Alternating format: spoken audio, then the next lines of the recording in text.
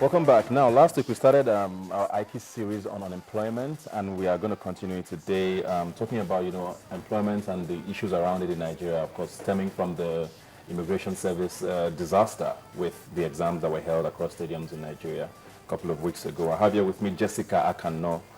You're very welcome. HR consultant, Doheney Services. Yes. Thank you very much for being here. And of course, you. Emmanuel Tefa, CEO Conceptual Strategy. Welcome. Thank you.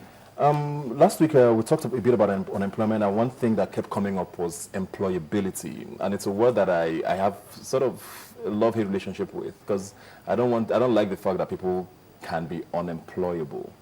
What are your views on employability? Okay. Firstly, I think our youths are actually employable. I think it's wrong to just say they aren't employable. They're actually employable. But the thing is, there will be some people who are not actually, I wouldn't say not employable, but I would say they are not... skilled enough. Exactly. Most of these people actually went to school. We have fresh graduates. I think the problem in Nigeria is that they are not given opportunities, You see when you go on job boards, you go online, you see adverts, placements, you see, they want someone with about 2 years experience, with 1 year and above. They're not really giving room to fresh graduates. And this fresh graduate, when they come, they need to be trained. Yeah. So how would they know they'll be skilled in a particular area if they don't actually go through some form of training? Yeah. So when they say, graduate trainee, some people just tag it as graduate training. They don't actually train these graduates, you see? So then they say, they are not smart enough, they are not employable. They are actually employable. Yeah.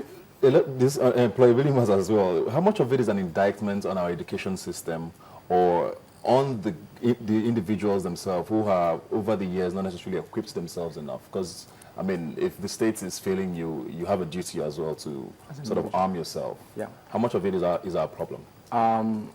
Okay, I like to balance it between government and the individual. The government has spent less than 12% of its budget on education in the last 12 years. Now, on paper, it might be higher, but in terms of implementation, not more than 12%. And then UNESCO says that as a developing country, you have to spend 26% of your budget on education. So in my own opinion, I don't think government has done enough. And when you say people develop themselves, first of all, where do you have light and internet to sit down and do research on your own?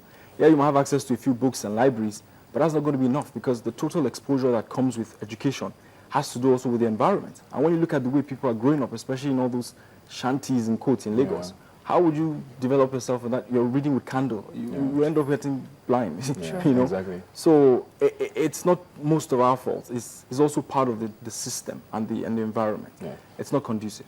You work in human resources, and I know something that did come up during the National Economic Summit 2 weeks ago. It was a focus on education, of course, and one thing that came up was about the fact that most times you have a lot of, the lack of jobs is not really the issue, that there are jobs, but not a lot of skilled people to fill it up. So you might have 1 million graduates who are skilled in, I don't know, carpentry, but there's a vacancy for people in IT.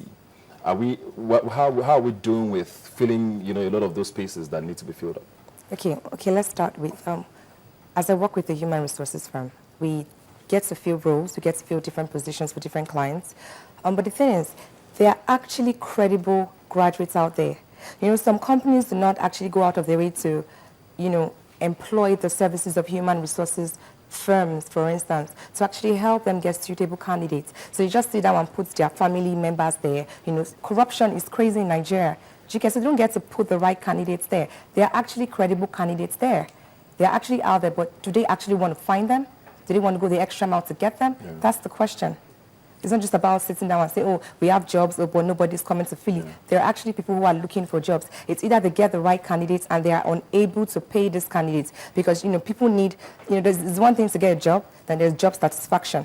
People need to work in a conducive environment. They don't want to be underpaid based on their skills or, years of experience. So they are actually credible candidates to fill the positions. Yeah.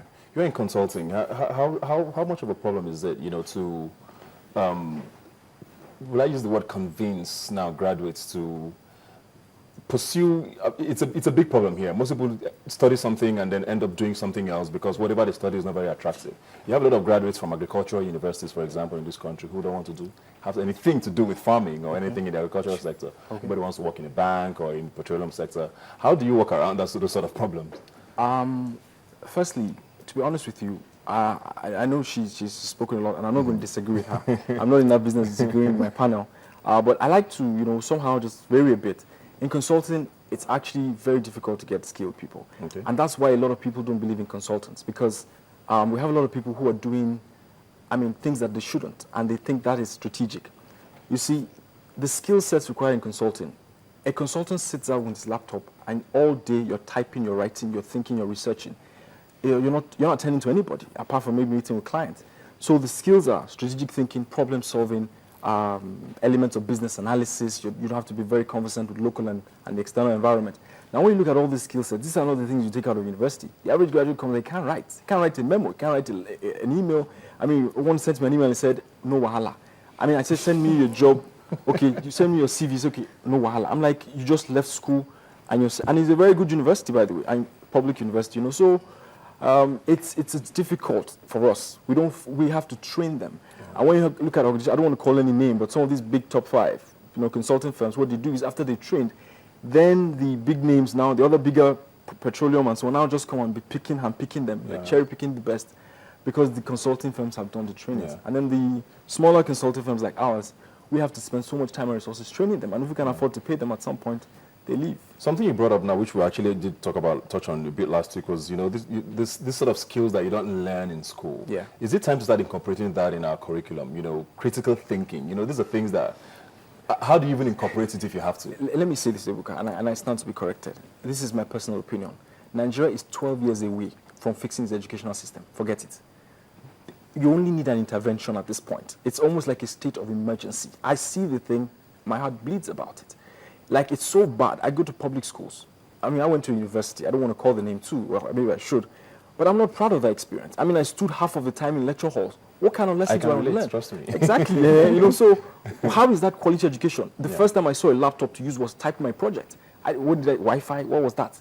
Do you understand? How do you expect them to come out and compete with somebody who went to even an average university in America or in Dubai or in UK? And let me also balance things. Bill Clinton said that 3 million jobs are available in America during the convention.